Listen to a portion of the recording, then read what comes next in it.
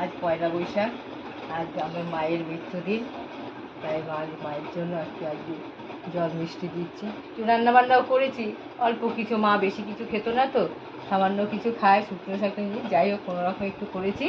আর এখানে মাকে জল মিষ্টি দিচ্ছি।